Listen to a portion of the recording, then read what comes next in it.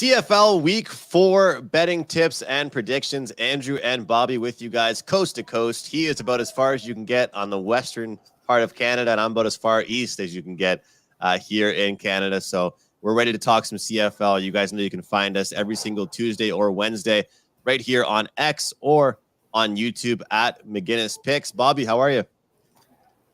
Good. I have to apologize. I guess your boy Alexander Graham Bell didn't lay the groundwork like he did in Nova Scotia, as well as it is out here on Vancouver Island. So suffered yesterday. It's a lost episode, I guess. It was a lot of you talking and filling time while I was just disappearing into the ocean. So glad to have found a better spot now. Yeah, we couldn't release that episode. We couldn't launch that. We couldn't have people on the edge of their seat waiting to realize which team you liked or not, because we always talk about the lines and things. So we want people to know what your picks are. They need to know the picks, and of course, you guys can see both of our handles on X as well. Make sure you follow us. I know he posts all his picks, and you always post your picks on when it's like readily available, right? The lines. So you always say that you don't want to post when it's just one or two books and. I'm putting out all kinds of videos and tweets throughout the week and prop bets as well. I'm not really making my prop bets like big bets by any means, but I have enjoyed looking at these props. And I'll tell you what, one prop I continue to look at, just taking any running back that faces the Edmonton Elks is usually quite successful. But we're going to change things up this week. We're not going to spend 15, 20 minutes going through the previous week. You guys want to hear about the future, not the past. And while we break down these teams, then we can kind of look back and have some thoughts. So let's start things off with the first game we'll look at. Thursday Night Football, Edmonton Elks, BC Lions. Vernon Adams Jr. listed as questionable, but as we were talking backstage, you heard that he's pretty well good to go. -7.5 is the current number. What are your thoughts on this matchup? I like this number where it is. I'm glad it's not any higher because I will be going to the game, and I prefer not to have an Elks ticket in my hand, as they've been blown out pretty badly for the last 5 years every time they've come to BC Place. So it actually dropped down to 5.5 for a bit, I think on Monday, and bounced right back. People scooped that up. So there seems to be some consistent Edmonton money every week. You saw that with Toronto for a bit. You saw that in the first week, maybe not the first week against Saskatchewan, but definitely the last couple, there's been support for Edmonton. It seems like I think they ended up covering last week. So good for them. Keep that money coming. I'm not going to be jumping on Edmonton if I don't have to. And if it does drop down to maybe 5.5 where it was, I think that's a good opportunity for BC. But right now, I think it's just a good teaser leg option. Take it down to a 1 and pair it with something later on in the card that we might get to in a few minutes. I love it. The situational spot too. I find it kind of funny, I guess, to look at McLeod Bethel Thompson complaining about the schedule for them as they had 2 home games to start. And I don't know if you heard me yesterday saying this when we were recording, but when you've got a quarterback, I'm not a huge quotes guy usually, but when you got a quarterback complaining about the schedule, it's one thing, but they're off to a tough start again. Sure, they're covering point spreads. They don't care about point spreads. They want to win games. Personally, if I was a coach of a team, I would almost rather start the season on the road, because at least if you have a bad start, you can say, okay, well, at least we get to come home. But if you go 0-2 at home to start the season, then you have to go to the Argos on the road and BC on the road. That's an absolute disaster. The exact quotes I thought was pretty interesting. He said, McLeod Bethel Thompson, to me, it's astounding that a league with 9 teams can't figure out how to not play on a 5-day week. Keep in mind that NFL players play Sunday and then play on Thursday again every week. If this league cares anything about player safety, this shouldn't happen. And then I couldn't believe he said this one. He goes, the people higher up don't care about our health and safety. We have to do what we have to do to protect ourselves and get ready for Thursday. Any thoughts on that quote? I mean, does he not realize that NFL has a Sunday and then a Thursday game every week too? Well, I guess I'll be honest. It's difficult to travel to these games, as I proved last year. I was in Saskatchewan when Chris Jones was complaining about the Elks schedule. I kept going, and the Elks kept making their games as well. I think this might be just a gimmick to kind of take the heat off of their first game they kind of choked away. Even their game in Montreal, it was going well until a couple bad plays kind of turned it upside down. So, um, hey, this isn't Taylor Cornelius and the Elks. Like these guys, you don't feel that bad if you have a ticket on them. Like despite what I said before, but I think he's just trying to create a distraction here, take the pressure off, and who knows? I think he knows what he's doing. Yeah, he definitely knows what he's doing. But to me, that quote, it's like, is that really what you want to be giving the media? Not like we're ready to go, we're good to go. It's pretty much just complaining. Again, though, as you talked about, it's awesome. I love that you brought that up because I forgot. I mean, Guinness World Record here. How could I not mention that at least a few times every week? But yeah, Toronto to BC. So do you think, this might be a stupid question, but I'm not afraid to ask it. Do you think they would have gone home to Edmonton, or they would go right to BC? They'd probably go right to BC and practice there, wouldn't they? I'm not sure. I don't know if there's anywhere for them in BC to practice. So, Okay. Edmonton's on the way from Montreal. They probably went for a couple of days. They have the travel day, I guess, today with the game being tomorrow. We're a day late, my fault. But yeah, it's hectic. But that's Canadian Football League. Unless you're playing second half of the season in the East, you actually have to travel a fair amount. So Yeah. maybe it's just used to that Toronto Argos second half schedule where you don't leave the time zone for 2.5 months. Yeah. Hamilton, Toronto, Montreal, Ottawa. I mean, yeah, he's not used to it. But anyway, I just wanted to pull this up. I was talking with somebody earlier today about, how dominant they've been. And the funny thing is the response I got, which I completely respected, because usually I say this to people in college and NFL football as well, is, well, the rosters were completely different. And they were. But sometimes when pure dominance is pure dominance, you have to look at it. So 26-9, we got a 37-29, a 27-0, 22-0. This one stuck out to me, 59-15, 46-14. I mean, all the games, especially when they were at home, were the pure dominant ones. As you can see, the home games for BC, they had a ton of success. So I figured that was worthy of bringing up. It's BC or pass for me. And the way I will say is that I think that we will be able to get a better number. And if not, it will stay the exact same.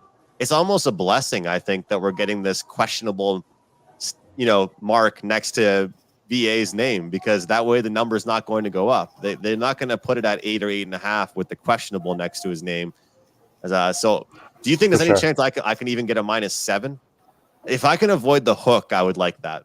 Yeah, I would think there would be. Like word travels the opposite of fast in the CFL. So when there's injury news like this, even though it looks like he's going to play, people still catch up on yesterday's news, and the line moves pretty slowly, right? So we haven't really seen it adjust for that VA questionable. He's going to be questionable up until game time. So whether they're actually looking into it or not, or just seeing that he's questionable, I think the only way this line moves is getting smaller. And just to look back for a second, Edmonton, what are they? 2-1 against the point spread here. Obviously 0-3 ATS. It was the walk-off field goal for the Argos last week. Kind of a tough loss for them, for the Elks, but they battled. They had a really good start. I believe they were up, 7-0, then it was 7-7, then 14-7, something like that. At least they had a really good start nonetheless. I kind of compared this Edmonton team to Ottawa in the East, and I know that that's an obvious statement. Both teams kind of in the bottom-ish, but is the offense really their problem right now, or is it just mainly their defense? Because maybe I'm looking at these lines, and I'm looking at the numbers here, and I tried playing contrarian with the Hamilton Saskatchewan under last week, and there were some meaningless late points that screwed me out of that one. But we're seeing 53.5 now. This is the highest total we've seen on the board. I know you've got BC that can put up points, and Edmonton, like I said, their offense has looked good, but At what point do we see this offense slow down or the defense pick up, or would you only look to the over in this game? Well, we're not sponsored by a sports book, so we're not just going to recommend overs and favorite moneyline favorites, right? So, Yeah, exactly. I don't really have too much of an opinion. 53 is a big number, but BC Mm-hmm. puts up big points against Edmonton. Edmonton is like, again, we were higher on Cameron Dukes than most people, but Mm-hmm. he's not like a star CFL quarterback yet, and he's still put up what 30 some odd points against them as well. So Yeah. Edmonton seems to be leaking everywhere.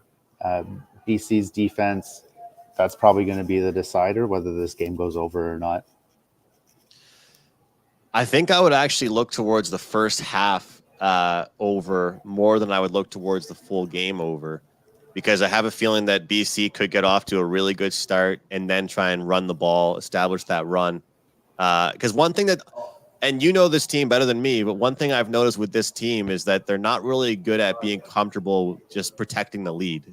They like to just keep playing, and that's when their quarterbacks get hurt. It's when players get hurt is when they're just like, no, we're not happy with putting up 40. We need to put up 50 on this team instead of just playing, old school football, running the ball and killing time a little bit. So if you like the over, I'd recommend the first half, and maybe I'll even look for an in-game under in this one if we see a really fast start to the game.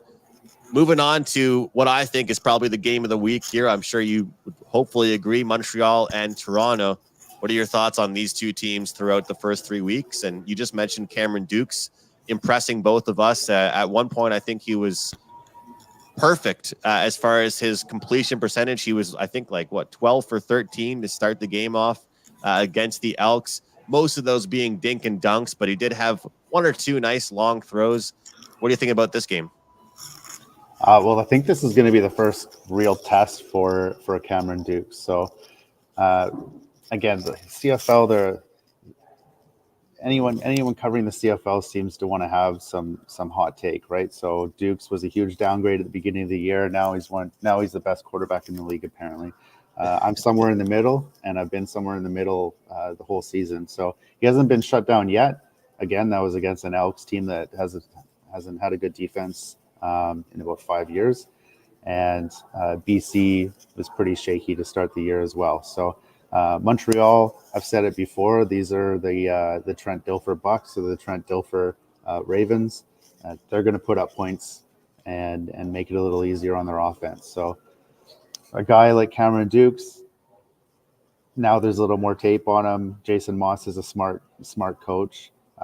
He's got his staff around him, probably going to be well prepared. The defense has looked as good as any defense has looked in a long time in the CFL. So this is the big test. But that being said, 3 points. I guess it's 3.5, but with some juice. But 3 points at home for a team like the Argos that hasn't dropped off like people said they were going to. Despite what everybody's telling us, waiting for their fall, I think it's too many points at home to pass up. So I like the Argos. I actually think they should be favored or at least close to a pick here.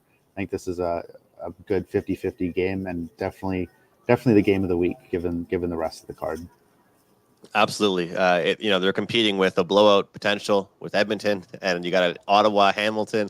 This is probably the game of the week here. When I look at this game, I kind of want to look at Montreal overall and the schedule that they've had. Don't get me wrong. I am impressed. I don't want to fool anybody. I was on a radio hit last night and they were laughing at me saying that I wasn't giving any respect to Montreal at all.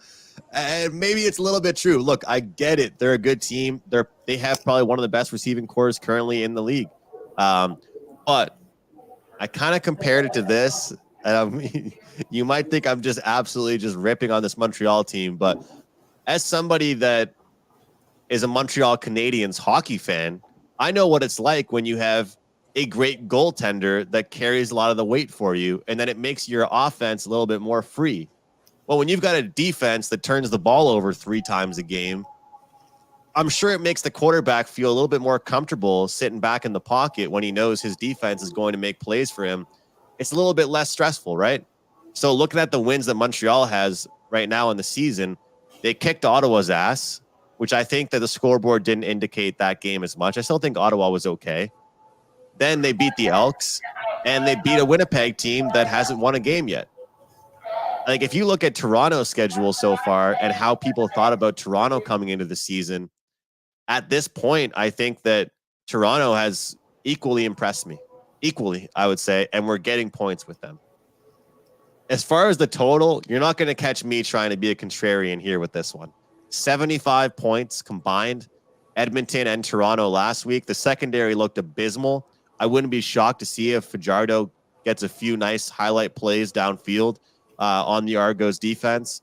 But the whole dink and dunk run game thing, to me, they're going to try and keep the Alouettes offense off the field. Time of possession is going to be huge, I think, for this game. How many touches can Kadeem Carey get? How many touches can they get in the run game? You know, it's so funny. Like, it'd be like 2nd and long or 2nd and 8, and they throw a 2-yard pass, Cameron Dukes, and they try and let the guy make something out of it. But this is probably the underdog I like the most this week here, Bobby. Good, great minds think alike. Yeah, I like it. +3. Hopefully they can get the job done. Plus, the money line's not bad either. And in this range, you kind of have to sprinkle on the money line if you're going to be taking this one here. But 52 is the total in that one. Be curious to see what happens. Winnipeg Blue Bombers, Calgary Stampeders. I was talking with somebody earlier, Ted Cervansky, Teddy Covers, who highly respected name, of course, in the industry. He was talking about how in most football leagues, even if it's college, CFL, NFL, USFL, whatever it might be, usually sharp betting goes towards the team that's 0-3 in week 4. I didn't expect that 0-3 team in week 4 to be Winnipeg, but here we are. And some spots had 3, some spots I saw 3.5. So it's going up and down, up and down. I like the favorite here. Underdogs have dominated the CFL so far through 3 weeks. When I look at the board, I'm going to throw out a little bit of a sneak peek into my next game as well. The Argos are honestly the only dog I'm really in love with this week. I like this Winnipeg team on the highway. I know that they're off the bye, and we don't like talking about yesterday's numbers, but we will for this one. You locked in a good number on Calgary. The number is different now, though. So would you recommend Calgary at this number, or is it more of a stay away? I think the number is good where it's at right now. There was 5.5 middle of last week. It was able to get a little bit more down at 4.5 on Sunday night, I think, which is probably the lowest I would play it. Anywhere around this 3, I don't really want to be playing.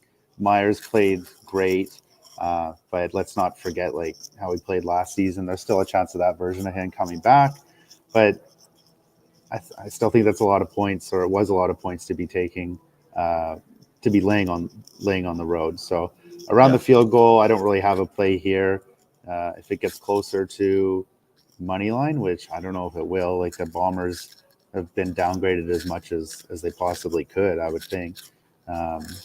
If it moves a couple points either way from where it is right now, that's probably where I'm going to be going. Maybe a good live bet opportunity here. We saw a couple good live betting games last week with Toronto and Edmonton and BC and Winnipeg. Lots of back and forth. These books tend to over adjust for these kind of things. So if you have the opening line in mind, or where you think it should be, you can basically just bet a few points off that, and in some cases get a pretty good middle. Yeah, the middling in the CFL is great. It's really great. You can get yourself some really good opportunities. But, one thing I always say with the CFL is I try to really pride myself on sticking with my preseason thoughts. You don't want to overreact too much. There are a few spots this week that I am going to react a little bit to what I've seen. Obviously, the Winnipeg one isn't much of a react because they haven't looked good. But I will throw in this but factor. They looked okay against the Lions. If they played any other team in the league last week, I think they win that game. BC just had a really strong game as well. They battled till the end. It was tight. They put up points. The offense came to life. Dalton Schoen, though, he's injured now for a few weeks, it looks like. But the big question we really have to ask ourselves, and I know that I said you got to go off your preseason rankings too, but they are coming off a bye, and I get that. The bye week is great, especially when you have a bye week and you come at home. I noticed the CFL always does that. Do you notice that? They give teams home games after every bye. I think which it is was actually looked at this at the start of the year, and I don't think that maybe the Bombers are the first team to get. No, you don't see till week 9, I think, when BC is on the road after their bye. Up until okay. then, I think every team is getting a home game after their bye, which is Yeah. like I would think. I don't know if it's an advantage or not. I think maybe your your road game after bye isn't as much of a hit either. Talk to Mm. McLeod Bethel Thompson about that, I guess. Yeah. Yeah, definitely. But 26 points surrendered against BC. BC had the backdoor cover. Thankfully, I had the -7.5. And then um, Stampeders put up 32 points on the Tiger Cats defense. But the Tiger Cats have allowed 30 points against everybody they've played 33, 30, and 32, somewhere in that ballpark. So, how impressed are we with Calgary's offense against Hamilton if Hamilton will give up yards against me and you? So that's the real question. I mean, this is a big test for however people think about Calgary, because they they lost to BC. They put up a decent fight, but they didn't cover the point spread. That's all that matters to us. And then, of course, sure, they beat Hamilton, but putting up 32 points. And that was week 1, right? That was week 1, too. So lots changed since then. So we'll see. Let me ask you, what do you think the number is in week 1 if these two teams are playing each other? I think it's probably closer to a touchdown. That'd be That's what I was thinking. yeah, at least back to that opening number. Maybe that's what they were using as a placeholder, 5.5. But that would be probably the lowest. I think it would be closer to a touchdown if you have what you think would be the best team in the league on the road against the worst team. Maybe not more than a touchdown, but it definitely wouldn't be this low. So it's a huge discount on the Bombers if you're a believer in them. That's what I was thinking. And if that's the belief, then I think we're getting a discount, because this team could go 0-4. I get it. But at this point, I'm kind of just trusting my preseason rankings that Winnipeg is not that bad. And we'll see. We'll see if back-to-back teams can come off a bye and not cover the point spread, because I was a big believer in the Argos last week, and they only win by a field goal. So that's it for me. I like Winnipeg. I think the number's gone down enough. And I think, you know what it proves is that it's so interesting, because it's the old adage, right? Bet numbers, not teams. That's what everybody says. You always say about, hey, look, I just did what the numbers told me to. So you bet Calgary earlier on. I'm trying to get the best number possible on Winnipeg. And that's the difference, is that sometimes on certain games, depending on what you like, you want to attack the opening number. But sometimes you look at certain numbers, like we'll move on to Ottawa. Another favorite that I like this week. Underdogs have been great in the CFL so far. I like Ottawa here, and they were -2.5. Well, I think there might have been a 3 at one book. Yep. And Hamilton, they're in the exact same example I was just talking about that Teddy was mentioning with me about an 0-3 team trying to survive and cover the point spread in their 4th game. But this is the thing, though. There's not really much of a point spread to cover. It's pretty much just win the game. And that's the thing. It's not like they're getting 4.5, 5.5 points. They're pretty much being asked to win the game. Ottawa, I think, looked better against Montreal than the scoreboard indicated. But either way, they got their ass kicked against the best team in the league. Now they're at home. It's been kind of a roller coaster here. Ottawa, new coach, new QB. They have a huge win against Winnipeg. Then they're just absolutely served up a slice of humble pie. And now they're back at home, and they get to play a winless team. So short and sweet for me. I do like the -1.5, and I do lean towards the over, because at this point, I'd be stupid to bet an under in a Hamilton Tiger Cats game until proven otherwise. I was humbled last week with my hot take on the under with all those late points. You're the one, you and Rob Braley, who I talked to, said, yep, Bo Levi Mitchell, he might not be as strong as he was before. I know you said you didn't probably hate him as much as I did. I shouldn't use the word hate, but is he really regressing that much? Well, like it was just 2 weeks ago, or maybe even a week ago, you were hearing Bo Levi's back, right? Is Bo Levi finally back? So, like you said at the start of the season that Hamilton had the potential to get off to a pretty rough start. I didn't realize how much this defense would stink. Just going back to last week, and when Trevor Harris gets taken out of the game, you have Shea Patterson roll in. The line doesn't move. Another great opportunity for live bettors. You think you're looking great on the under. You think you're looking great grabbing Hamilton at 10.5. Saskatchewan can't score. They couldn't score with Patterson there, but they could score with Bo Levi Mitchell fumbling, throwing these ridiculous interceptions, a pick six. So kind of a nice burn for that one. But I don't know. It seems like every week somebody's making the decision whether Bo Levi's back or not. I prefer to kind of stay kind of on calmer waters with that. Yeah. That being said, this Red Blacks team, uh, when you're grabbing plus 21 in the 5 minutes into the first quarter of a game in the CFL, when anything can happen, you think it's a great bet. But uh, they just got rolled in the first quarter and a half. And then when they start to kind of get any momentum going, down 30-1, 29 points, they decide to go for a 47-yard field goal, trying to take the possessions down. Well, I guess if they made it, it would have made it a little closer. But that doink, luckily, they were saved by a penalty. They were saved from themselves. They ended up punching it in. But later on in that game, but down 30-8, 22-yard line, you're going for field goals. Down 30-9, 19-yard line, you're going for field goals. Yeah. CFL, the team gets to choose whether they want the kickoff or take it at their own 40. So all Montreal needs to do is get 20 yards, 30 yards, and then they're in a scoring opportunity again. You need to take these opportunities to go for it.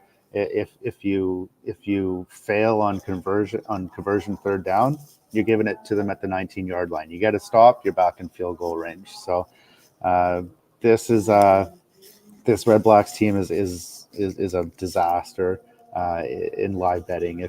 I said in a tweet or a post the other during the game, it's hard to cover the spread when you're not even coaching to win the game. And it seems like these guys are just using 1970s mentality here. Take the points. Well, taking these points and giving it to Montreal, basically in a scoring position right off the bat, is not how you come back. So, like I said, things can change in the CFL. We've seen some great comebacks. You're just never going to see one by the Red Blacks. What you'll actually see as comebacks happen to them, like I watched in BC last year. So once this team is down, it's over. I'd say it's a live bet lock against them. Field goal after field goal. Even 2 minutes left. What do? Kick a field goal, cut the lead down to 26. So I hope they're dead to me. It seems like the books are higher on them than I am, which is good. I'd love to bet against them. I've never lost a Red Blacks, a bet against the Red Blacks in the last 5 years. This opened at 3. A lot of people have been buying in on Hamilton, taking this all the way down. What is it, 1.5 right now? Yeah. At one point, Hamilton was below even money. So I don't think the Red Blacks should be favored against anybody. Not at home, not against the second worst team in the league, which I think Hamilton is. But there's my rant against the Red Blacks. It's the same rant that people have been saying for years now. And I feel bad for these fans who have become kind of numb to it. I guess they're better than me. I'm still getting riled up about it 6 days later. So Yeah. For me, it's I like Hamilton. I'd like to get a better plus number on the money line. I don't think there's anything really standing out right now. But I'm just glad I'm not on these Red Blacks. I'm not touching them. I feel like you're letting how much they piss you off last week transition into this week, though. They're not playing the Alouettes this week. This is just a team that can't cover. If once they're behind, they're just going to kick. You can't be kicking field goals. You can't be using this old mentality. Maybe that kid that he had in week 1 where they were making good decisions against the Bombers, maybe he wasn't there because it was a school night. Well, they need him back. They need him back telling the coach, this is what you do in this situation, because they're hopeless. And it's like you said on Twitter, man. They're turning a 3-possession game into a 3-possession game. They did that twice. Yeah. It's ridiculous. Yeah. But the big thing for me in this one is just I can't stop looking at the scores for Hamilton's games. 30 points in both games against Saskatchewan, 32 points against Calgary. And I think there's still offensive weapons. You've got a lot of guys on the receiving core for Ottawa that can make plays. Their defense sucks, and you're right. The coach is a bonehead, but if anybody in the league's putting up 25 plus 30 points against Hamilton, I know they're not going to be happy, and I know they're going to be frustrated. But I've lost hope in Bo Levi. Tim White signed for $250,000, and he can't even catch a beach ball right now. So I don't know. This is going to be an interesting game. I think it's kind of funny that this is the Sunday game. Like, this is the game where nobody knows what the hell is going to happen. And it's like, all right, we're going to toss this game on Sunday. You guys can enjoy the first 3 games, and we'll see what happens in this one. This to me, though, I think, talk about respecting the opening number. Not that we usually respect the CFL odds makers anyway. I think it's closer in the range than it should have been right now. Like, if anybody took Ottawa -3, I would disagree with that. You know what I mean? But at this point, the way I look at it is my -1.5 bet is pretty much betting them to win the ball game. Yeah. Is what I'm thinking. So, don't like being head to head, but you know what? We're on the same page for a lot of these games in this week, and I like it. And we're big Argos fans, and I know they don't get too many fans out to their games, so you can add 2 more back at home. We'll be watching. We'll be cheering on this Argos team plus the 3. Anything else worthy of mentioning for week 4? Okay, you said the coach is a bonehead. I think we should clarify he makes bonehead decisions situationally. Yes. I'm sure he's a great coach. Hey, I can't coach a football team. This guy, I'd rather have him coaching a team than me. But for these certain situations, I'd rather have me making those. And I think there's a lot of fans, and maybe we'll find out after that some players couldn't believe what's going on. But just these situational decisions that make the difference. And especially if you're not even looking for you just want to be put in a position to win the game. Who cares? The coaches aren't coaching to cover spreads, but they should be coaching to win the game. So exactly. I mean, and we're the type of people that would rather see them go for it and fail than not go for it at all. You know, I want to see 7. I don't like seeing 3. I like to see you trying to go for the touchdowns. Especially in this game, I think both teams are going to be desperate enough to hopefully go for it. I don't want to see any conservative play out of these teams. So hopefully we can at least see both teams going for it, and probably has something to do with why we'll see some money come in on the over here. So every single total besides one in the 50s for this week: 53.5, 52, 47.5, and 52. We'll see which one is the shocker and which one goes under, which one goes over. It'd be quite funny to me if Winnipeg's the one that goes over and the other ones in the 50s end up going under. The lowest one, usually the lowest one goes under and the highest one goes over in the NFL. We'll see what happens. But make sure you guys follow both of us on X. You can see our handles right there below our faces, and we'll try and cash some tickets here in week 4. Next week, we're back on Tuesday. Enjoy the games. Best of luck, and we'll see you next time on Coast to Coast.